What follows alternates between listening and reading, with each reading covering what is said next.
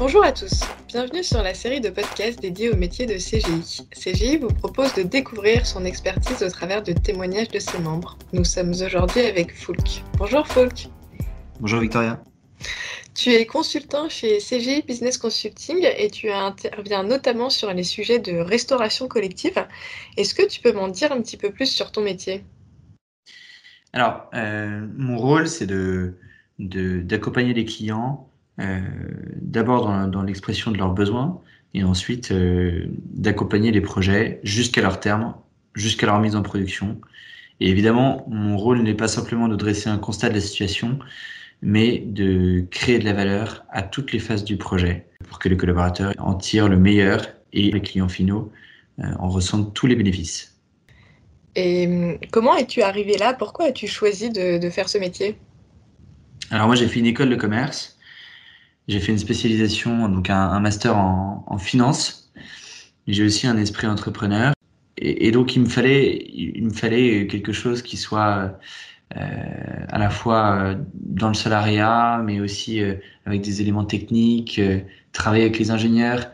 Mais il me fallait aussi quelque chose qui me pousse sans cesse à affronter de nouveaux challenges.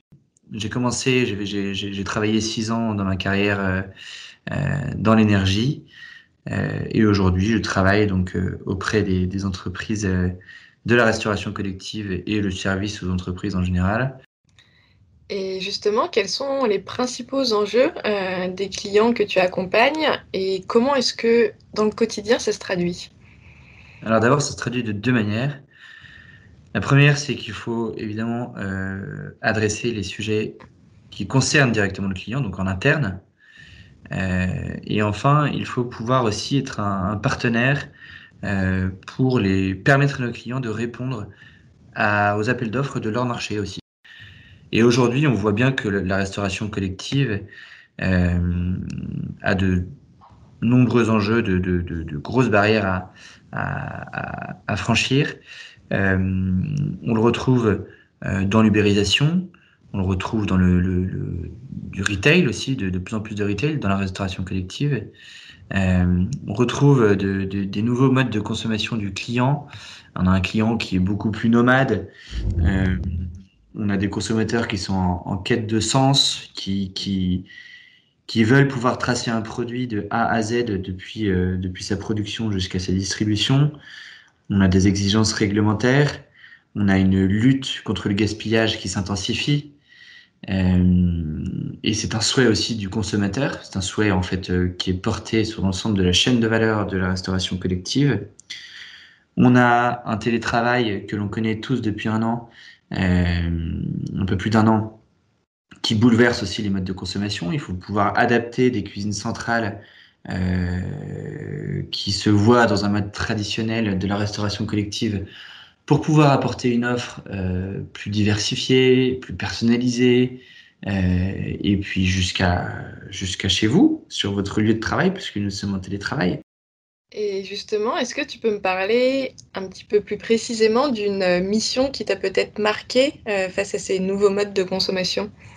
Oui, bah justement, l'ubérisation que j'ai pu rencontrer dans un milieu hospitalier.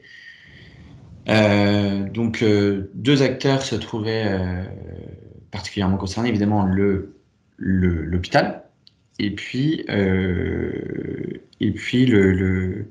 l'entreprise en charge de la restauration. Ils ont vu ces livreurs arriver jusqu'à la chambre des patients pour apporter les repas, alors que voilà, vous avez tous été à l'hôpital, alors que vous avez un repas qui vous est servi, qui est préparé pour vous. Vous avez été compté, et donc on s'attend à ce que vous consommiez votre repas. Donc c'est une double peine puisque le repas n'est pas consommé, donc ça veut dire que le service ne répondait pas aux exigences, en tout cas du consommateur. Et puis en plus, on gaspille de la nourriture. Et ça, aujourd'hui, c'est plus possible. Donc les grands acteurs de ce marché s'organisent. Et donc aujourd'hui, c'est une des missions sur laquelle j'ai pu participer. Euh, on a travaillé à la conception de nouvelles offres pour transformer le modèle traditionnel et pouvoir apporter aux clients, aux convives, aux patients qui sont dans leur chambre d'hôpital une offre à n'importe quel moment, à peu près ce qu'ils veulent, enfin en tout cas quelque chose à la carte.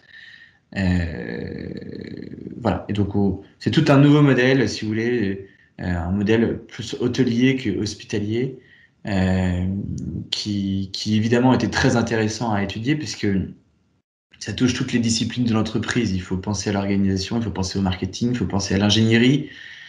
Et donc, c'est tout un tas de choses à organiser sur le plan opérationnel et stratégique pour porter le projet. Et enfin, si tu devais retenir une chose que tu as apprise dans ce métier, quelle serait-elle? L'écoute, l'humilité et la persévérance. Je pense que c'est 3 vertus qui doivent accompagner le consultant chaque jour. C'est un métier qui est pas facile, mais qui demande voilà, beaucoup d'humilité, savoir se mettre au service des autres et les accompagner en étant curieux pour créer le maximum de valeur et non pas simplement être suiveur ou faire un constat d'une situation telle qu'elle est, mais de dépasser ce constat pour aller chercher l'innovation et pour accompagner le client vers des lendemains qui leur permettraient de rester dans la course. En tout cas, merci pour le partage de ton expérience, Luc.